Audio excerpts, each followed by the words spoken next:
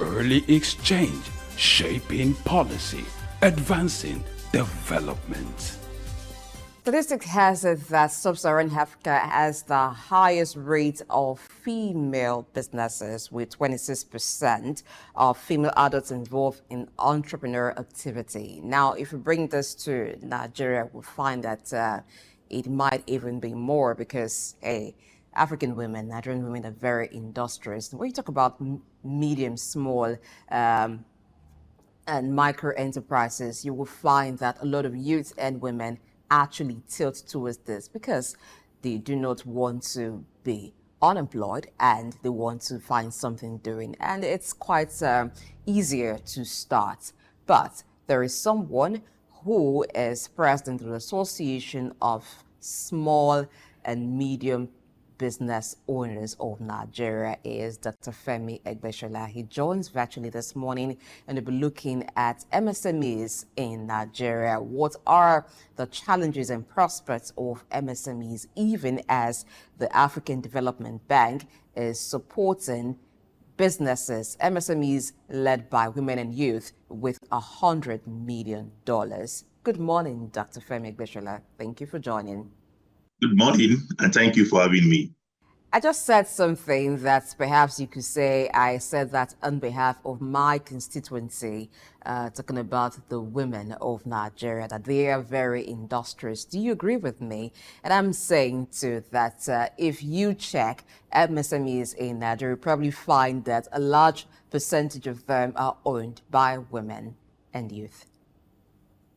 Of course, I agree with you because data also supports that. Data shows us that 49.95% of our population are female.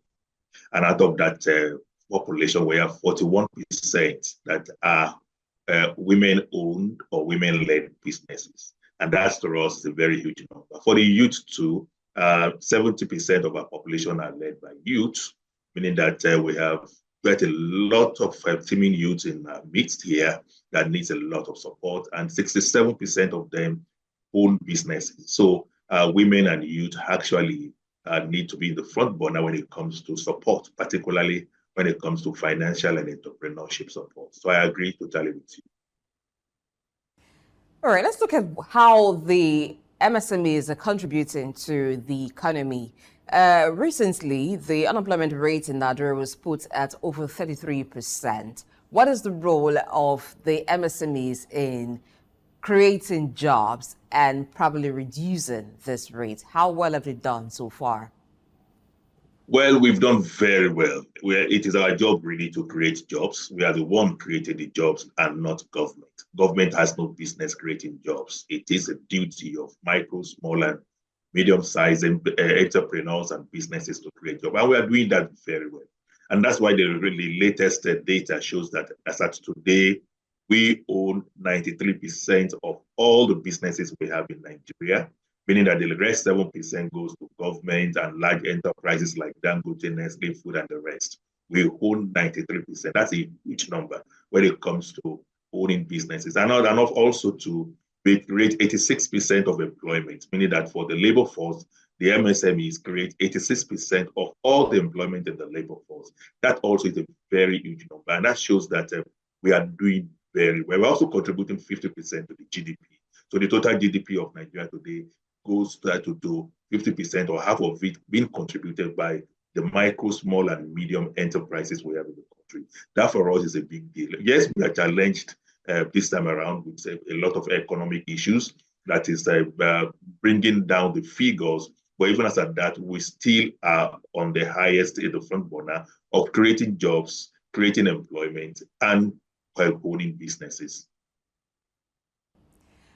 But if we look at the MSMEs in Nigeria, we can note that some of them are struggling because maybe some businesses that you used to see within your environment, after a while, you don't see some of them anymore, or you find that maybe they're downsizing. What could be the challenges of MSMEs in Nigeria? Well, our challenges are myriads. There are so many, particularly at this time, or particularly for the past 3 years. till now, because we have been faced with a lot of challenges back to back.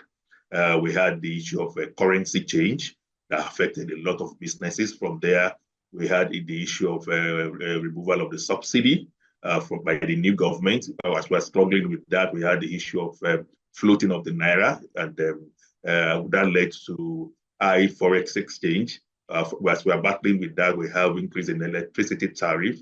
Some form of taxes were introduced. Some went up again. We had the issue of fuel price increase and a lot of it.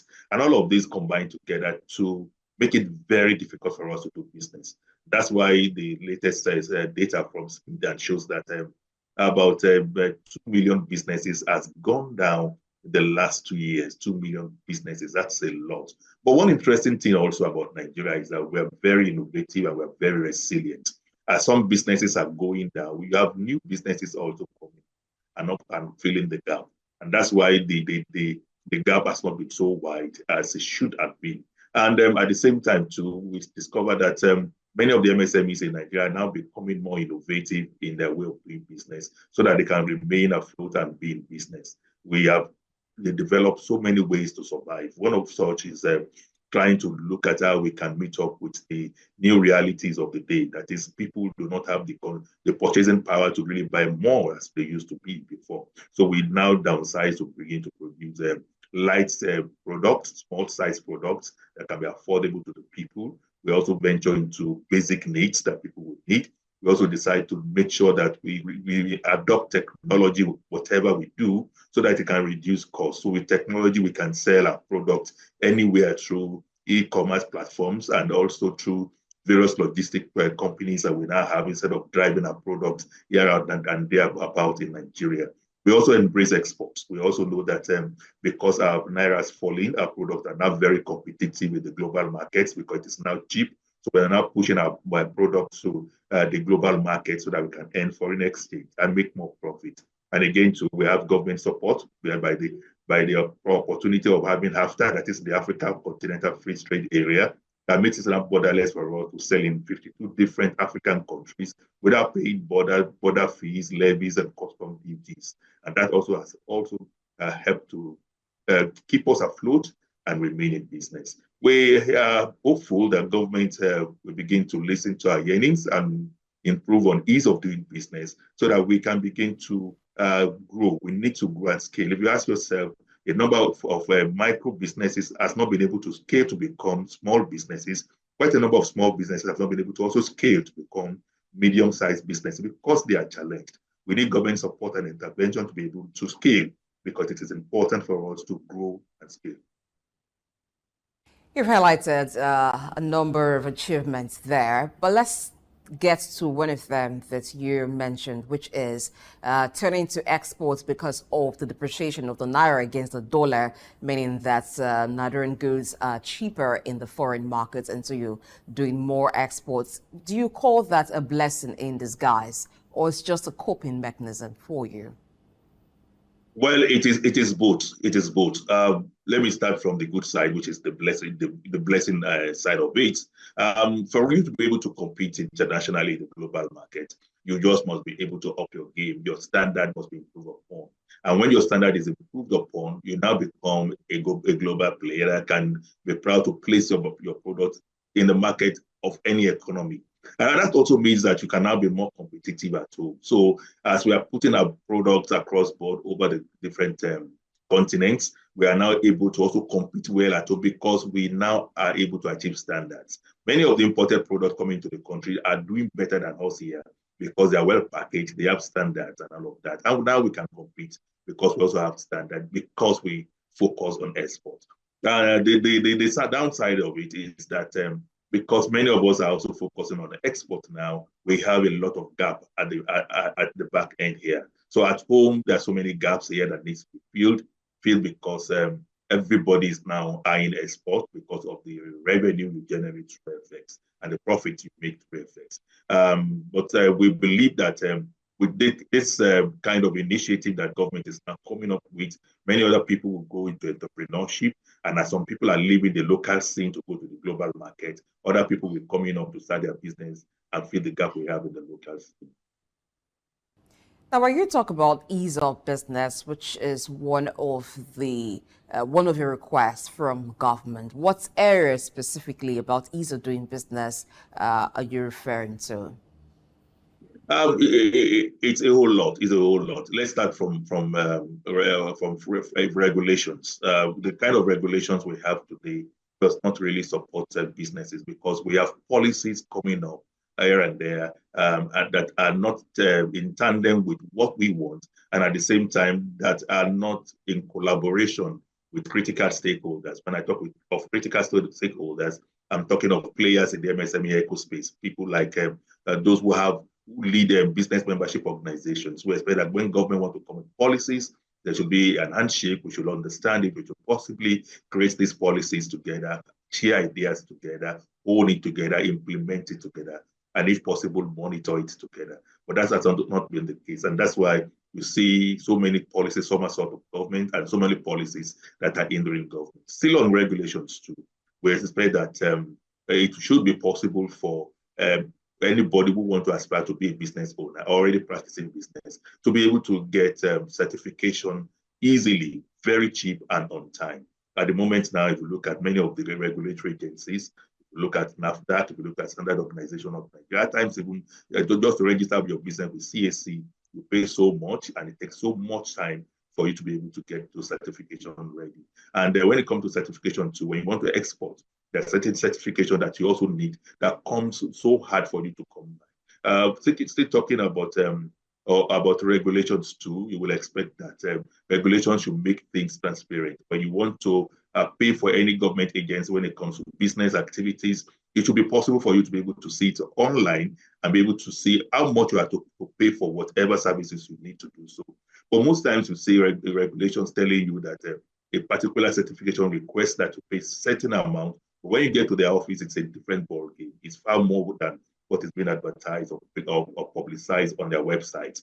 That again is hindering business. We also have quite a lot of multiple taxes that we are coping it, from the local government to subnational to the state government, and even at the federal level. We have so many taxes. You see some vehicles moving with over 100 different tax papers, tax documents. So we expect government to be able to harmonize taxes, and we are happy that there's a committee in place, the tax committee being formed by the president that is looking into this at the moment. We hope that it will come up with a very great result at the end of the exercise.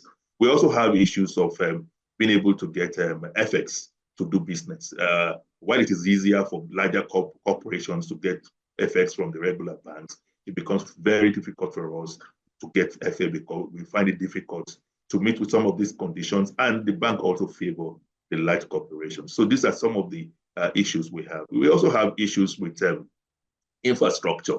When it comes to infrastructure, many of us do not have electricity in our places of business, and running on fuel, whether it is petrol or diesel, is a big challenge. We expect government to be able to ease this up. And even for those who have electricity, the tariff is above the roof, and it is eating away the capital.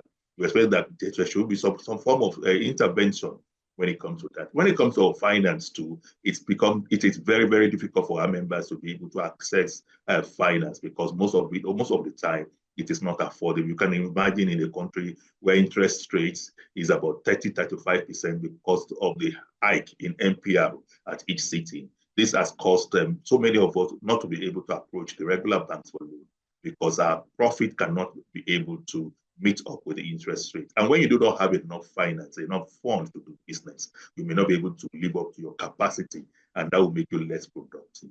We again have issues with regulations that has to do with doing business outside the shores of the country when it comes to export. There is need for government to do a lot of work in ensuring that doing business, taking a product outside the shores of the country is seamless, and it is done in limited time. You can imagine the number of hours, days, months products stay in a Apapa port and other ports before you can export, or before you can also clear when you are importing raw materials or equipment and machineries. The list is so many.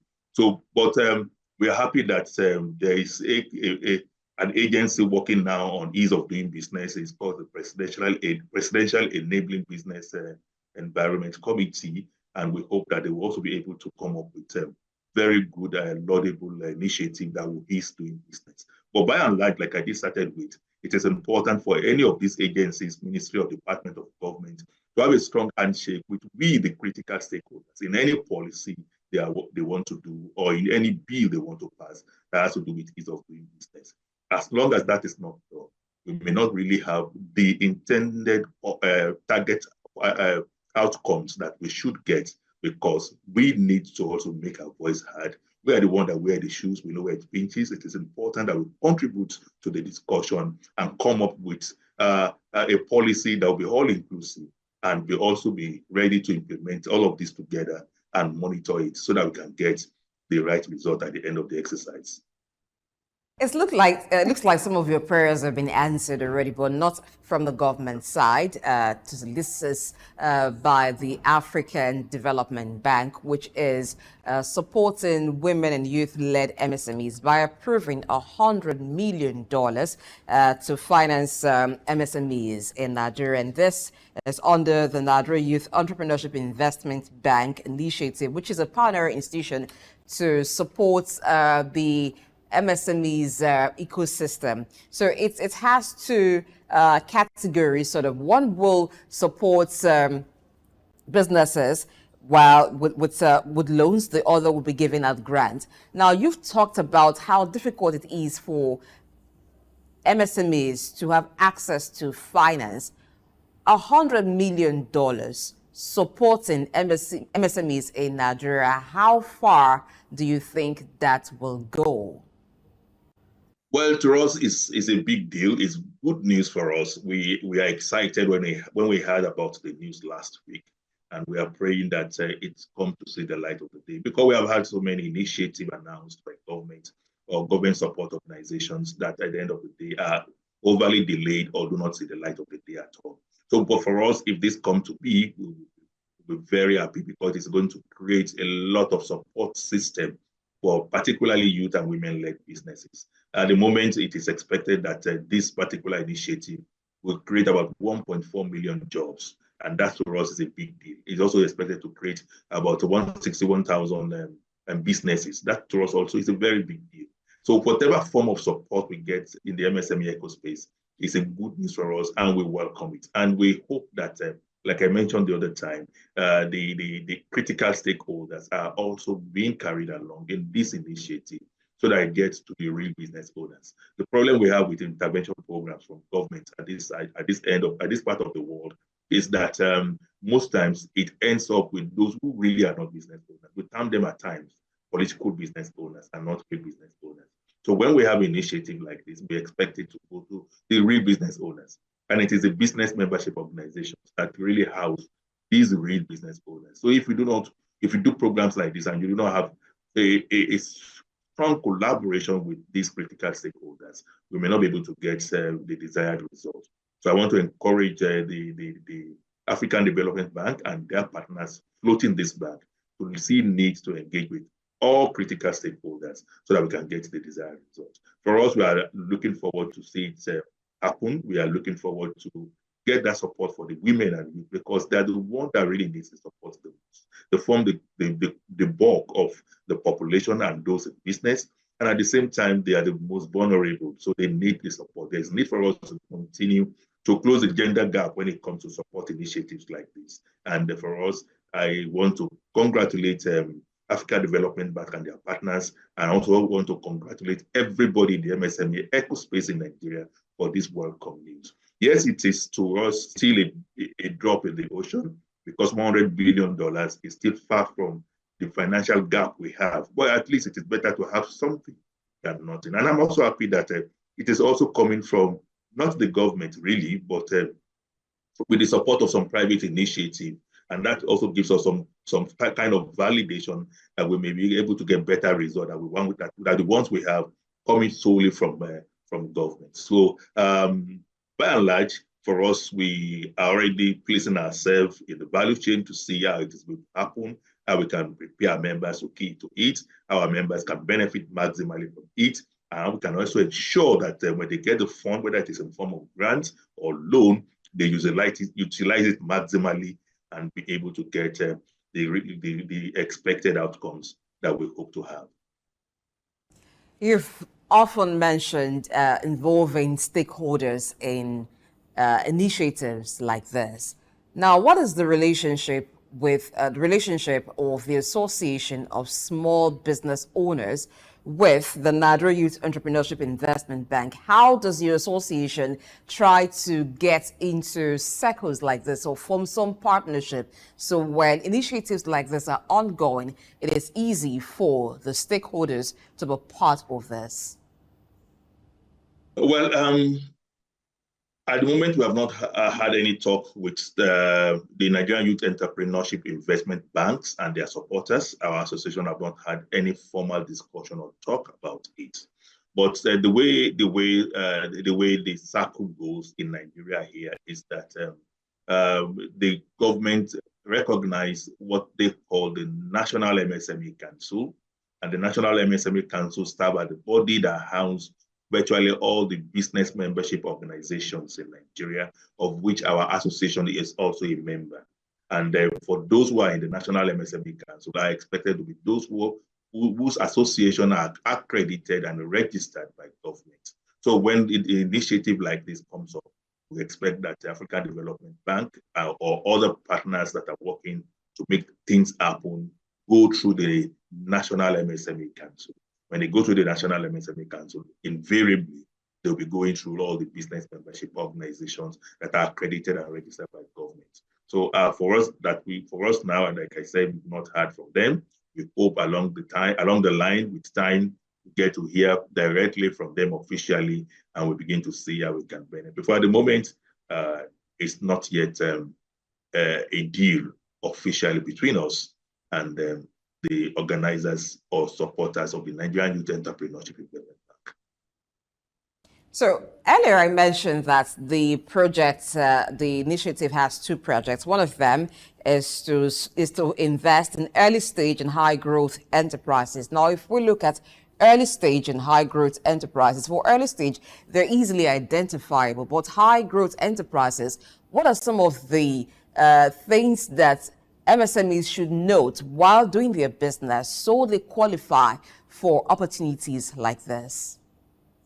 MSMEs needs to build their capacities. It's important for us to be able to build our capacities to be able to do business right.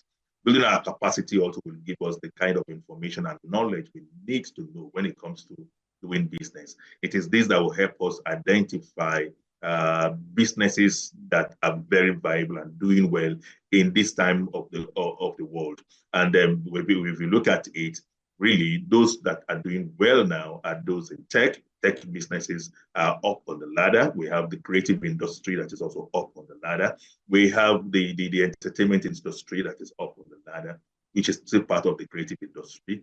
We also have some real sector that are up on the ladder. One of it is agriculture and manufacturing, particularly manufacturing of fast-moving consumer goods. These are up on the ladder. So capacity building on the part of the MSMEs will help them to identify critical areas that the economy support at this time and that are on the list of government intervention programs. This is important for us to note. And I'm happy also that the bank is starting with the low-hanging fruit, which is the best to actually work with at the moment. So we hope that over time, the investment will be spread across board to other sectors that may not be doing well. But for us, it is always best to have best foot forward, and then working now with that kind of sector, to me, is the best way to go. Because when you get loan, it's important for you to pay back. So it's better to give loan to a sector or sectors that you are sure that will be able to repay back the loan in no time, so that other people can also access it. So for us, we support that idea.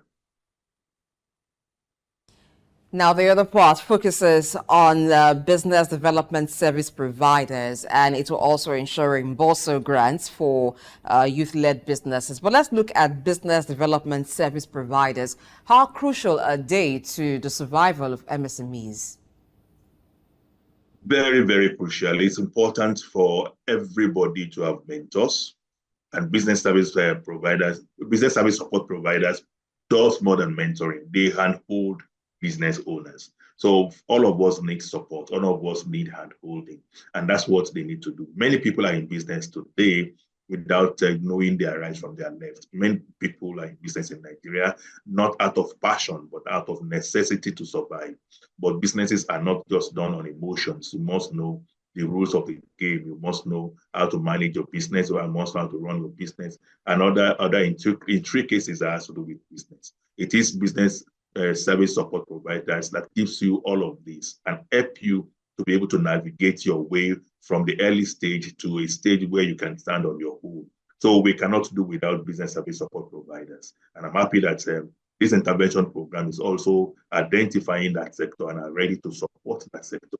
And what I would rather say now is that as we are trying to work with the BDSPs, we should also be able to have certain terms and conditions that will make it possible for these startups, these early starters, to be able to access them.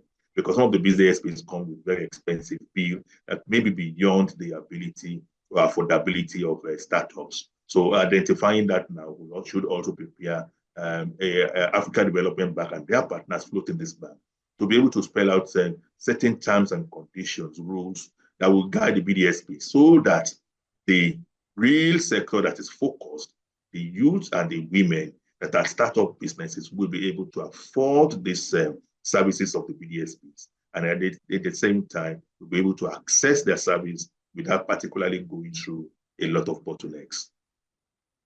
Now that you've mentioned startups, let's take a critical look at the challenges and some mistakes that startups do make. Of recent, we began to hear patient capital. It seemed like that has been added to all the capitals that one needs to have to start a business. And we understand that for startups, it's very challenging. It can be very challenging because, one, they're new in the business line. And as a startup, there are several challenges that you have to go through. After 2-3 years, some startups, you don't find them anymore. Part of this, what this initiative aims to achieve, is to de-risk businesses so that startups can build patient capital. Could you speak on that more, the patient capital, what startups need to observe to ensure that their businesses grow from stage 1 and then it's lasting for more than 3 years, 5 years, it grows into a stable, viable business? Well, you're very right. Data did show that over 90% of businesses die in their first 5 years of existence. And that's pitiable. But if you ask me, it's not just about Nigeria alone. That's a global case that happens everywhere in the world. And in Nigeria in particular, one of the major reasons is what I highlighted the other time. Many people go into business here, not because of passion, not because of interest, but because they just want to find the ways to make ends meet. And when you go to business without interest, without preparing your mind, without having that passion for it, you may not be able to sustain it. Because when you go with the purpose of making ends meet, that means you want to begin to make profit from day one so that you can make ends meet. And business don't go that way. Most startup businesses will not generate profit until after 2, 3, 5, or 5 years, some even 10 years. Yes, that is as far as it goes. And that's why the government has to change the definition of startup. Formerly, startup was regarded as any business that has been in existence for about 2 or 3 years. But now, startup will also be a business that has been existing for 10 years if it remains at the same level and not scaling up. It could be that bad. So it is important that business owners who want to go into business decide from ab initio that it is not going to give them the expected profit at the early stage. It may take years before they do that. And that means they have to get the resources to sustain that business for those number of years before you are able to begin to make profit. And when it comes to waiting for that time, that is where patience comes in. That's where resilience comes in. That is where being able to get funding from other sources to sustain the business comes in. And that is where innovation too comes in, because you must continue to innovate and be creative along the line. Because the way you start your business 3 years ago may not be in tandem with the realities of today. You must be ready to innovate with time and change with the needs of the day. That's very important. And like we mentioned the other time too, as a startup, it's important for you to have a mentor who will always guide you. The mentor could be someone who is doing better in your particular set of field of business that can give you that services for free. It could also be a BDSP that we have identified before, but you definitely need a mentor that will handhold you all the way from the challenging period to the time of ease that you can stay on your own and run your business. You also need to belong to a business membership organization because it's important to network as a business owner, particularly startups, who would have the opportunity to now be among the midst of many other business owners that can share ideas with you, share support system with you, and all of that. It's important to belong to a credible registered business membership organization in Nigeria. As a startup too, you also need to make sure you continue to build your capacity. It's important to attend various capacity building programs, workshops, symposiums, and all of that. And interestingly enough, many of them come for free now in Nigeria because we have a lot of larger companies, businesses doing all of this for SMEs as part of their CSR, particularly this time around the banks. They organize a lot of workshops, symposiums to support. Business membership organizations like us also do free capacity building programs for those who are in business. And it is important for you, a startup, to key into that and begin to learn along the route so that they can grow and overcome the challenge. It's also important for business owners to be able to manage business well. Managing business well will help me to understand that my profits for now must be put back to the business and not for me to begin to live a flamboyant life because I'm already making some coins. Some people, some business owners will not even know when they are making profit or not because they don't have these managerial skills. So it's important for all of these to happen if a business wants to exist from startup to become a small or medium-sized business. It's also important for startups to look forward and search out government intervention programs. There are so many government intervention programs in the country. One of these is the Nigerian Youth Investment Fund. It's different from this Nigerian Youth Entrepreneurship Investment Bank we are talking about, where you can get a loan of as much as 100 billion with a single-digit interest rate, and some of it comes as grants. Many of our youth are not inquisitive enough to know of all these intervention programs that allows them to get grants or loan at single digits over a long period of time of repayment, and even with moratorium. This Nigerian Youth Entrepreneurship Investment Bank asked the youth today. Many of them are still not aware also because they don't read. And when they read, what they want to read is not what we're talking about here today. So it's important for startups, and particularly youth, to be more innovative, more creative, and study more, learn about initiatives that government are doing. And they must be strategic about this if they want to get results. When we talk about grants and when their grants are offered, sometimes it seems those who are into production are more advantaged than those who are into services. Why is that? And how is production faring in Nigeria? Some time ago, manufacturers were groaning. Are they still groaning, or they found a way out? Well, that's I don't think that is still the order of the day. Formerly, the real sector, that is the manufacturing sector, has been getting virtually all the support from governments, from development partners, from international organizations, and all of that. But that gap has been widened. Now we have even government supporting tech businesses more than manufacturing businesses now. We have government supporting the creative industry more than the manufacturing industry now. So the dragnet has been created to be so wide to encompass everybody. Services are now being well supported. And all you need to do is to go to the internet and find support programs for those who are in the service sector, or for those who are in the creative sector, or for those who are in the agri sector, not just the manufacturing sector. Yes, it is important for any country to support the manufacturing sector if we really want to grow our economy, because that really is the engine of growth. That is the real sector. But today, too, you discover that government is getting even more revenue from the service sector than the manufacturing sector. You can imagine the kind of taxes that are being collected by government from banks, which is part of the service sector, from internet service providers, from the likes of the MTN and all of that, from those in the entertainment business and all of that. It's huge, very huge. And that has made government to understand that Support must be all-encompassing. It must cut across all viable sectors in the economy. And the service sector is one of the most viable sectors now in the economy. Again, too, it is very difficult for anybody to go into manufacturing this time around in Nigeria because a lot is involved, from owning a land to build your factory, or renting a warehouse to run a factory, to having vehicles to distribute your goods, to having money to import raw materials and all of that. But for service sector, without having anything, you can start a business. You can't just start without just owning anything. An example is the like of Bolt and Uber. They do not have their own fleet of cars, but they are running business. The likes of Glovo, distributing food without owning any restaurant or hotel. So it's easier now to start a service business. Give me some money on behalf of the business names that you just mentioned. Sorry. But I understand what it is you're saying.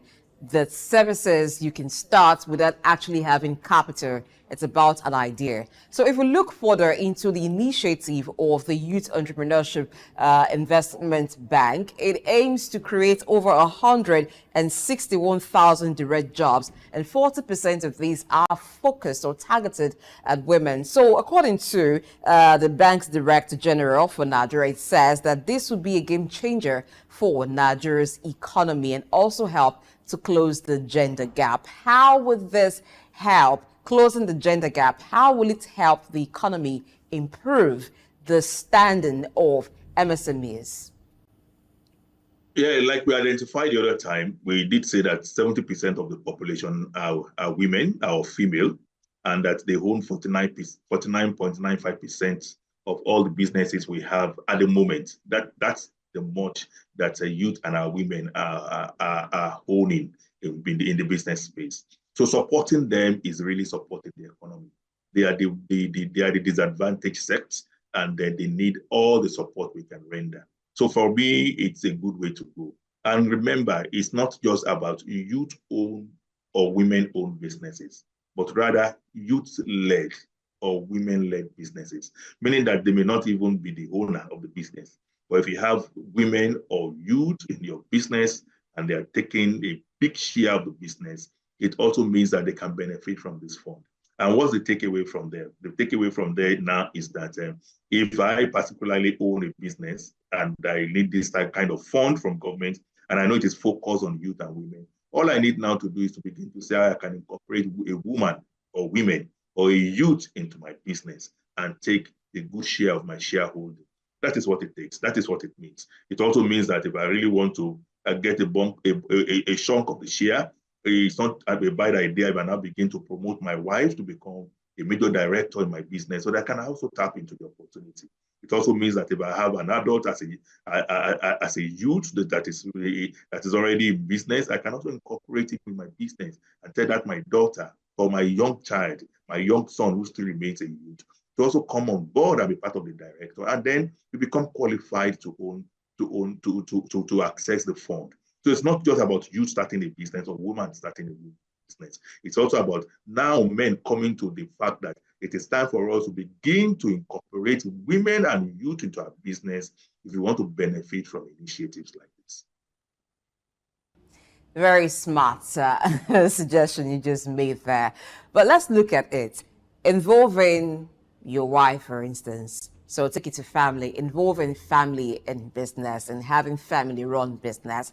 How does that really help businesses? If you look at businesses in Nigeria and many in Africa, you can barely point to companies that have existed for 100 years, 200 years, that have become conglomerates, maybe public limited, that become limited liability companies, companies that you can buy shares in, that started as very small businesses and has grown to that age.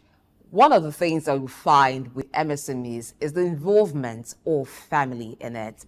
At what point should a business owner draw the line between having family involved in the business and looking at longevity for that business? If you study most of the businesses that have been sustained over time, that has stand the test of time, you discover that by quite a number of them, about 70–80% of them are family businesses. I don't want to mention name because of your policy, but if you look around American companies, Chinese companies, India companies, German companies, they are all family businesses. And why we don't get it right here is because over here, demand takes the entire seat. The name of the business, of the family that are in the business, are just there to fill the space. But initiative and policies like this now are now saying that, yes, man, you cannot just be the all in all. The youth now must lead that business. The woman now must lead that business. And that puts them on the front chair. And that means that for them to be able to do it well, the man in the business must now be ready to invest in them, invest in building their capacity to be able to run business and run it in the way that will also be sustainable. And that is exactly one thing I think this initiative is also going to drive home, another initiative of government. We have a lot of support programs now, not just from this bank, but from other financial institutions. Virtually all the banks in Nigeria now have a special package for youth and women, because it is now the focus of everybody to support youth and women. So I do believe that with this way we are going, businesses will now be sustainable and be generational. We are already having a succession plan, but now not just including youth and women as dormant players on the board, but as active players and even the leaders of the business. And that will help a lot of businesses to be able to try to scale to one generation after the other. I also believe too that time has come now when women are also owning businesses and taking up along their children.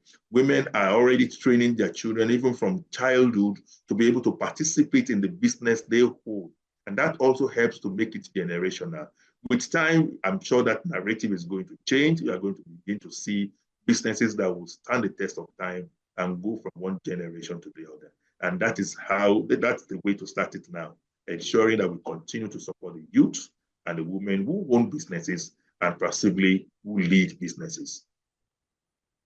The African Development Bank seems to be one finance institution that stands solidly behind African businesses and even African governments.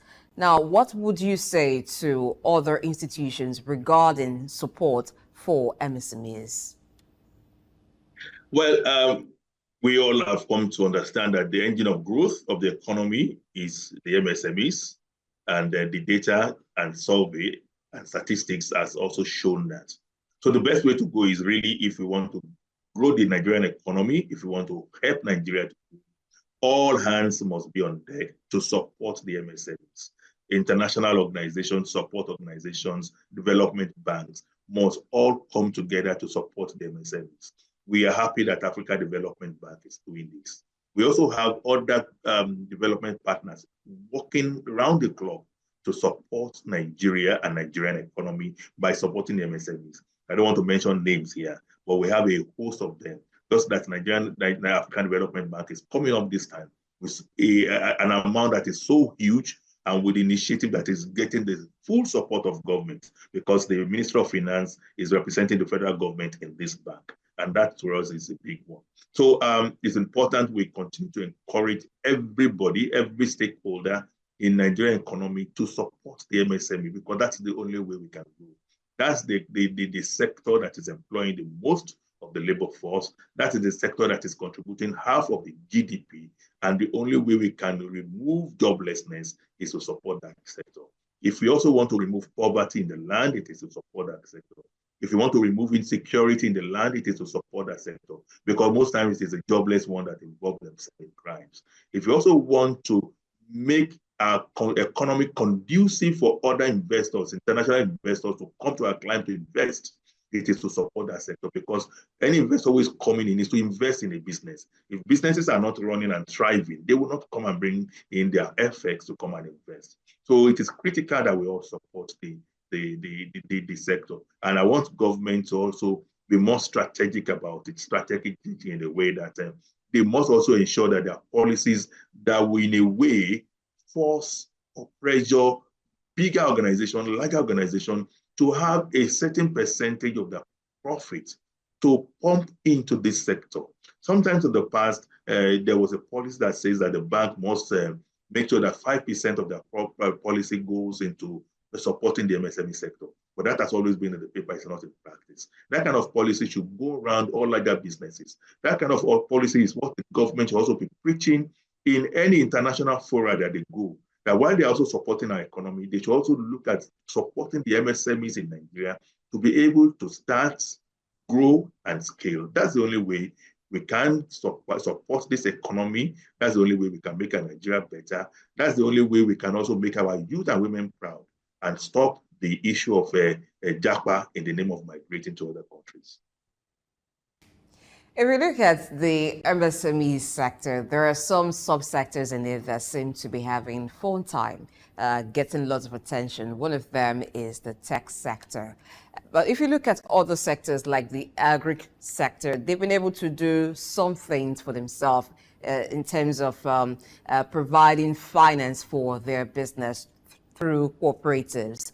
In other climes, you find that crowdfunding venture capitalists, they thrive or they're very common in those environments. What makes it not so common around here that business owners most times have to look to getting loans from banks, or for those maybe in the agricultural sector that have been able to form cooperatives within themselves? And there are certain structures that should be in place that opens up the economy for venture capitalists and for activities like crowdfunding to happen more commonly. Well, the major reason why everyone shy away from the MSME sector, particularly in sectors like agri and some other low-side sectors like that, is because of the risk involved. And that's one of the things that this bank wants to do. They want to de-risk that sector by providing the credit guarantee facility. And it's important if you really want to support that sector. And for us, the government should be more intentional about de-risking that sector so that investment can come in. Investors would like to come and invest in areas they are sure they'll get back their investment. Crowdfunders, angel investors, all of that, we want to operate and play in a space where they are sure that the investment will make impact and they will also get a result at the end of the exercise. And that's what we are preaching to government, to be intentional about the risk in the sector. The risk in the sector will make it possible for anybody to want to play in that sector, knowing that if anything goes wrong, there's a succor from governments that will provide a soft landing. And that we have been advocating for some time now. And if that is done, you will see that the narrative will change immediately. Yes, government is, the subnationals are already trying to do that now, in the sense that we have quite a lot of subnationals now giving out loans at very cheap interest rates to people in agribusiness, providing infrastructure like tractors and all of that, providing input and seedlings and even training to be able to support those in the agriculture sector, so that they can do well. Because they know that if they do well, it becomes attractive for investors. But at the early stage, it is difficult for any investor to bring in their money. One of the areas that government can also de-risk in the agriculture sector is to be able to ensure that they are able to practice their farming business throughout the year, all season.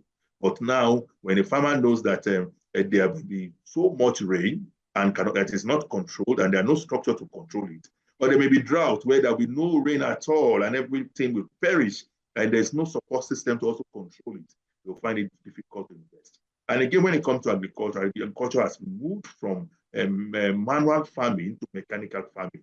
Nobody wants to spend their time sweating it out in the farm again. So if there are support systems to provide equipment from governments to make farming attractive, you will discover that many people will go into farming and investors will also be interested. Then again, too, when it comes to farming, nobody is really interested in most of the raw farm materials. They are interested in processing it, adding value to it to make it more attractive, more usable, and more profitable. So when there are a lot of work and investment in value addition into farm products, you will also discover that international investors, crowdfunders, even the banks will be interested. But it's the government that can drive this, driving it by making sure that farms in different settlements are made into clusters. These clusters are trained and funded. They are provided with the equipment that they need. They are also made to understand how to go about the process of adding value to whatever they are producing in their farm, and then making it sellable, not just in the local market, but even in the international market.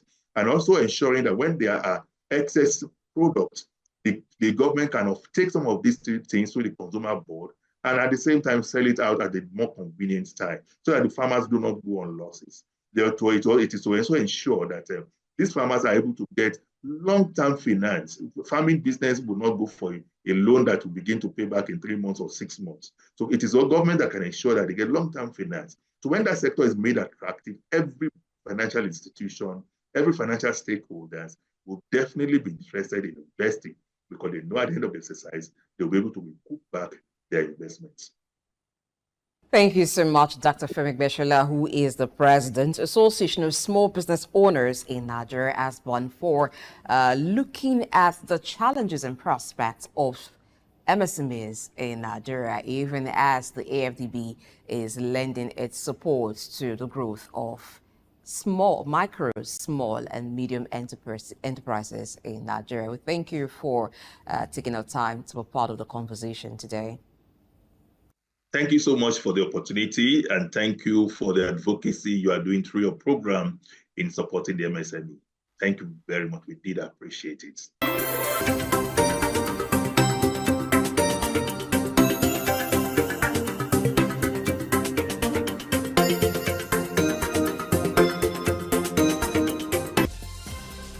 Early exchange, shaping policy, advancing development.